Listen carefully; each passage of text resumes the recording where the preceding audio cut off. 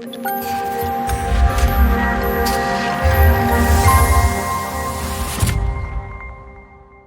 morning, Harry. How are you doing? Good morning, Sebastian. I'm doing well. We've had a break. Yes, but it was only time-based. Yes, yes. The viewers probably won't know, but yeah. For those who are watching, welcome. Good morning, good afternoon, good evening to everybody who's watching.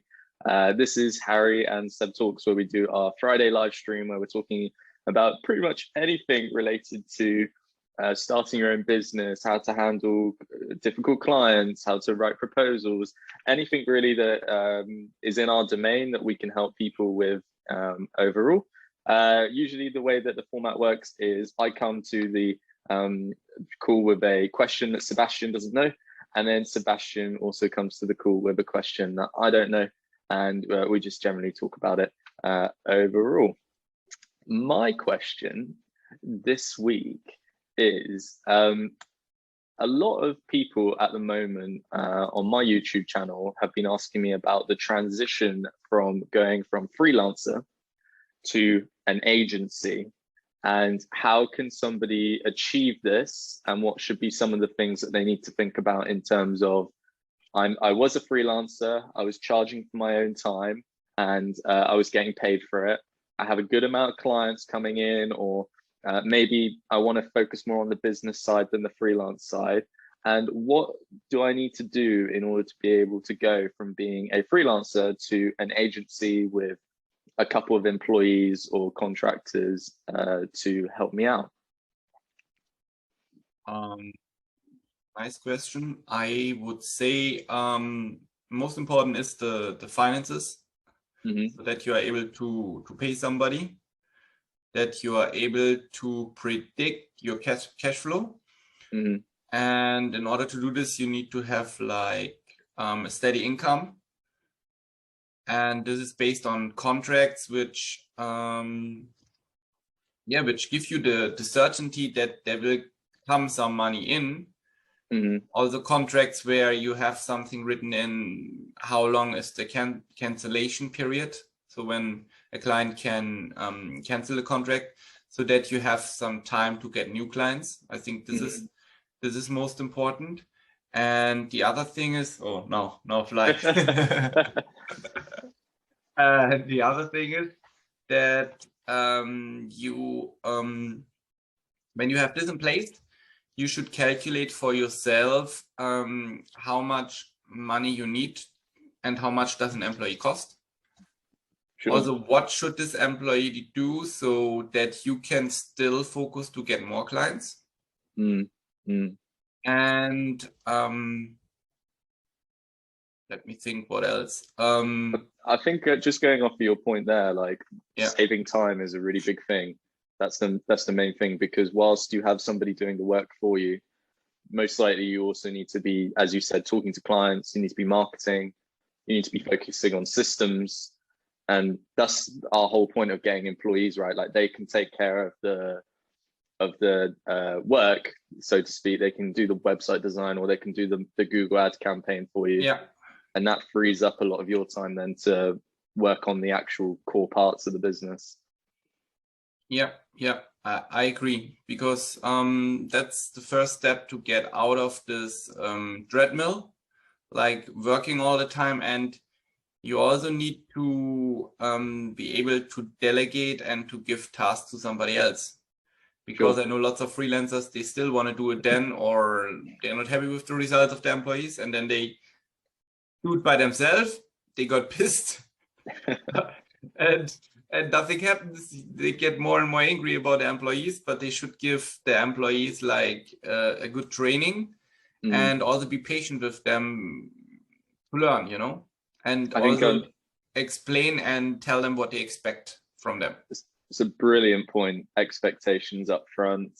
They understand what they need to do and when they need to deliver it by. I think there's a really good book you mentioned to me called 1 Minute Manager Meets the Monkey.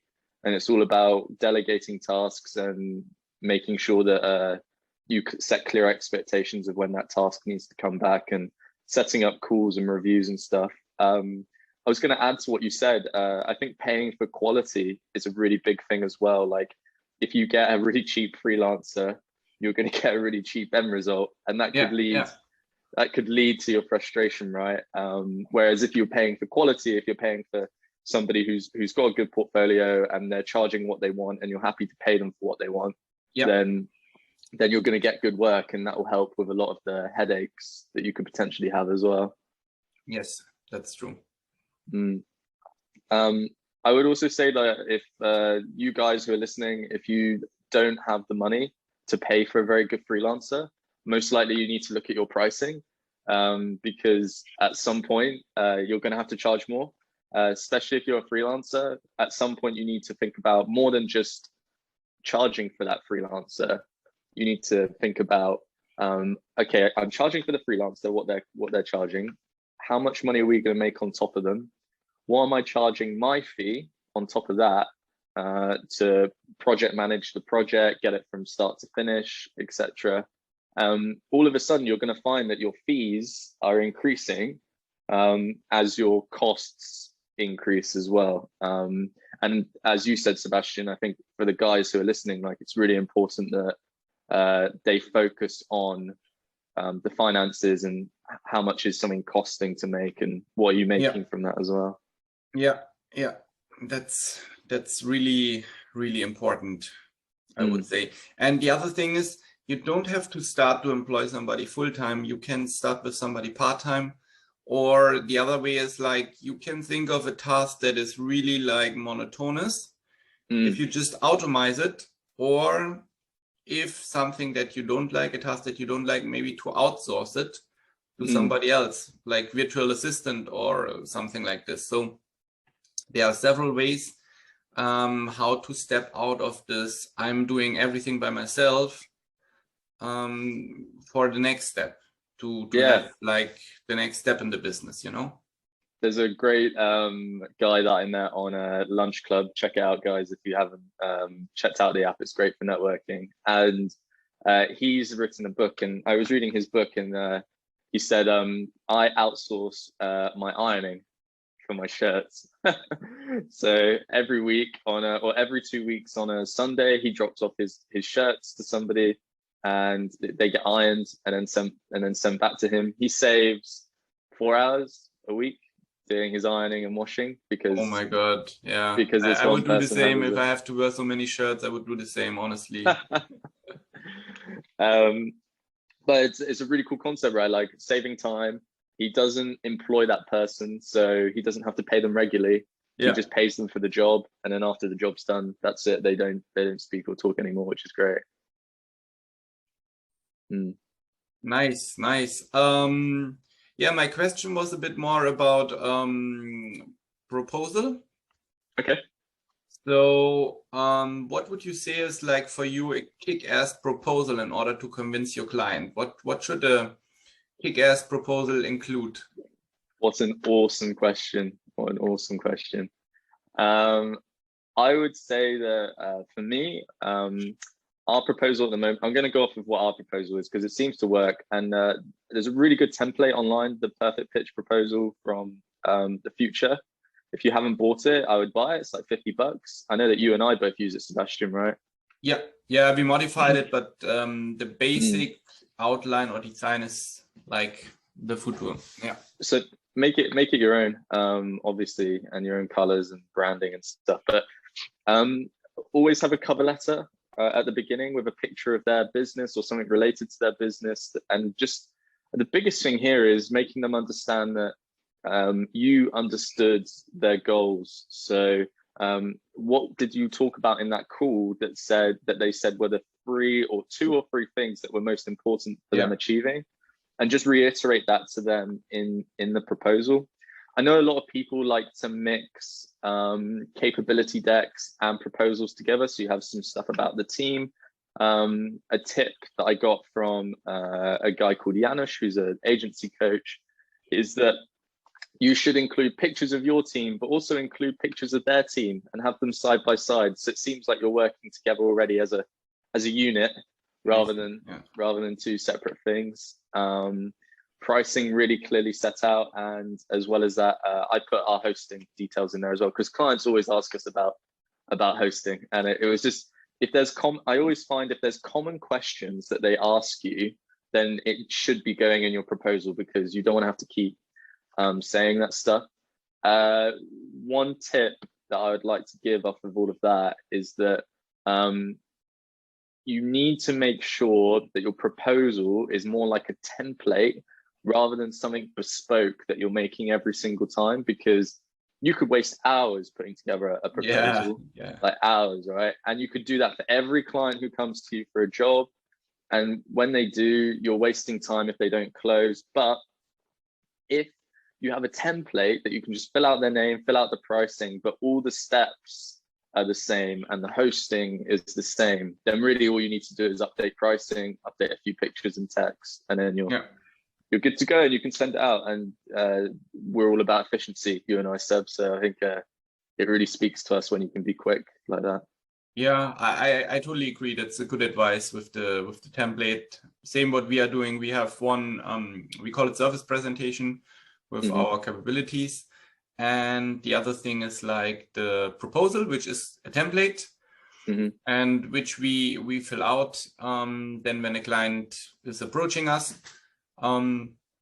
Includes lots of things that from our point of view have shown that they are important. And what we like to add is a case study. So normally we try to get the client directly on the phone and ask the industry. And then we normally attach, if we have a case study from this industry, also a case study to it. It also shows that we have some expertise in this domain. But I also like the idea what you mentioned with the team, like to put the other team and our team together. So that it visualizes already the collaboration between the companies. This is a really, really nice idea. And yeah, the proposal, the feedback that we got from this proposal from the food tour is always like, wow, like it looks amazing, looks really nice, looks really good.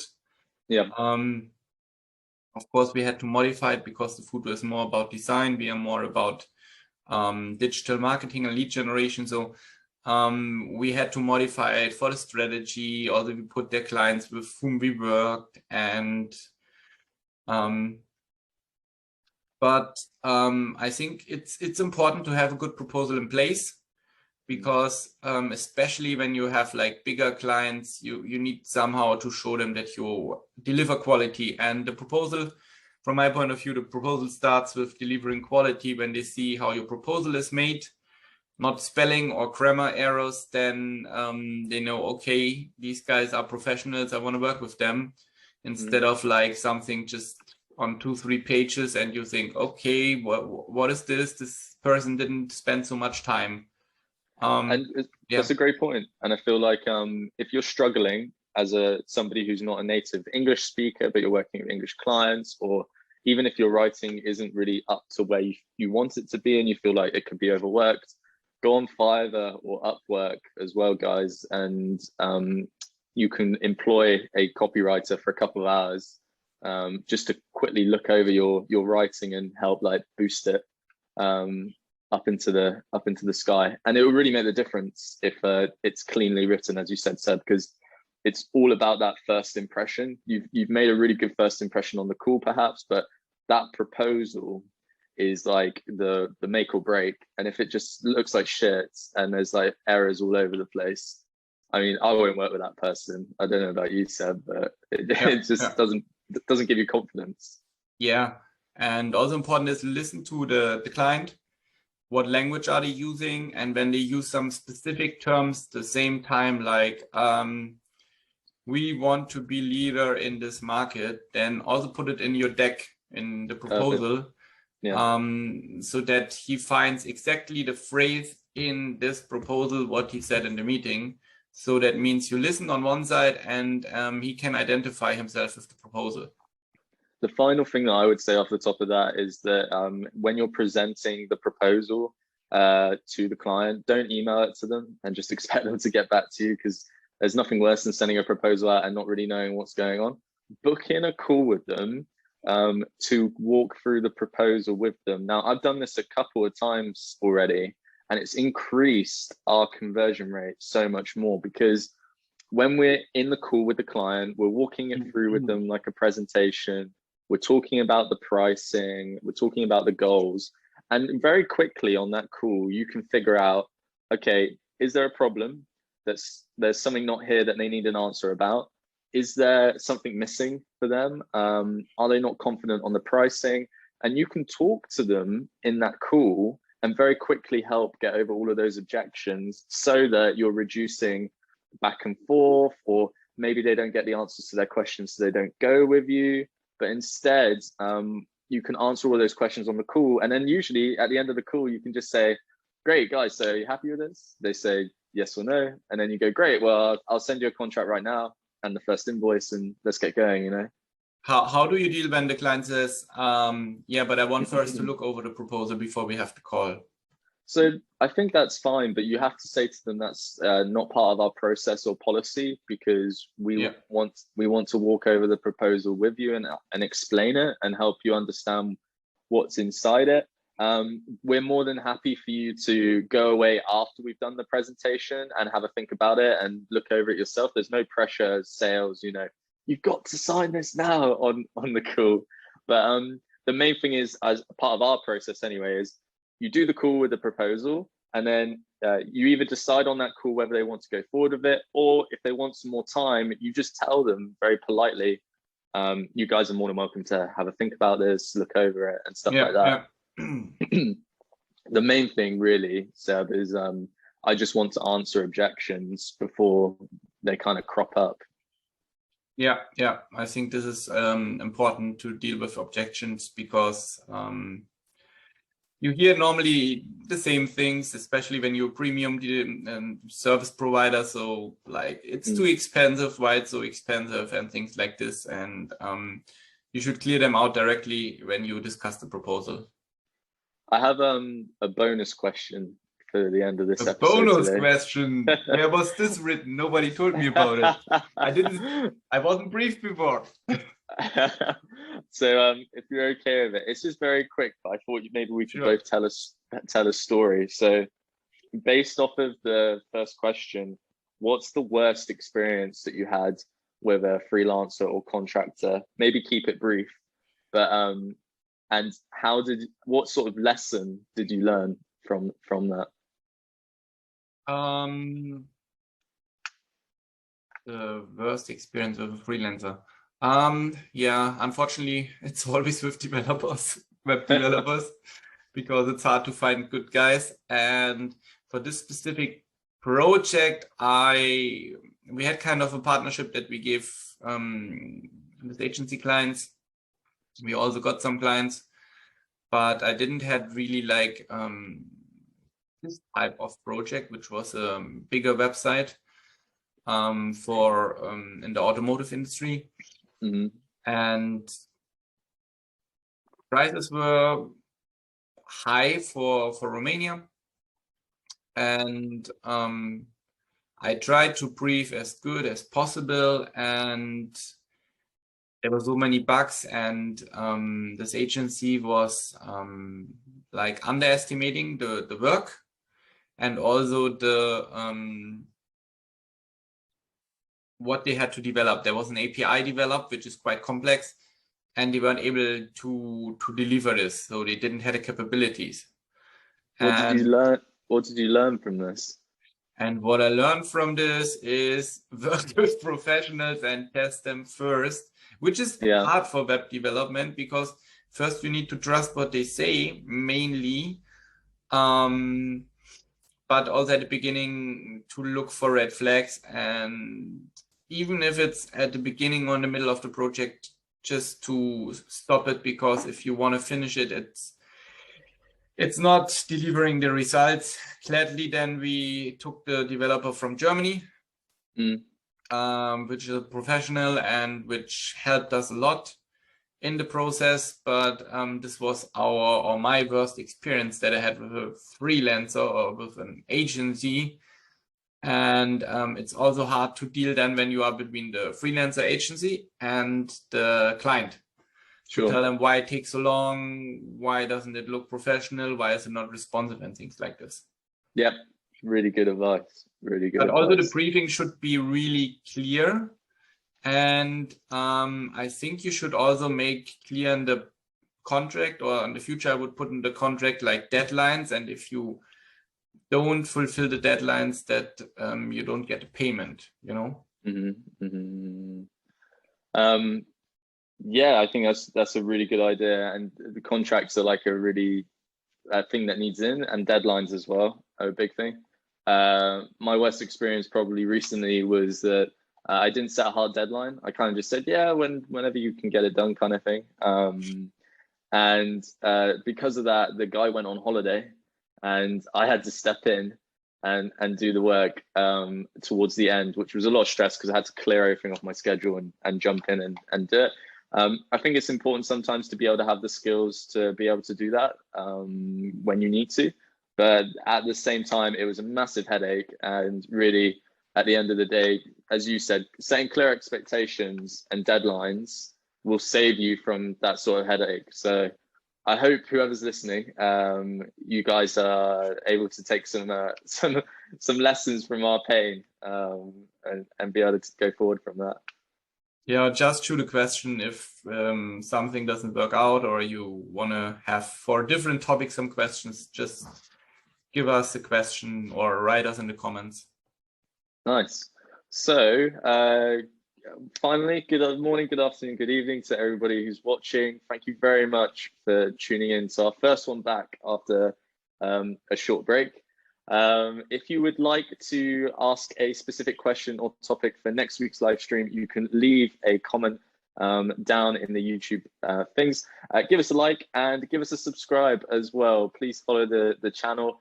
We want to grow this community, and we want to continue helping you guys. And if you'd like to be on the show, feel free to drop us a line on LinkedIn, Sebastian Bayer or Harry Roper. Sebastian's company, RE7 Consulting, on Instagram, and Imaginary Space on Instagram. Or you can find me on YouTube, Harry, just type in Harry Roper as well. Apart from that, guys, thank you for tuning in. It's been a really fun conversation and topic this morning. Was really and we'll see you all next week. Yeah, have a great day. Bye, guys. Bye.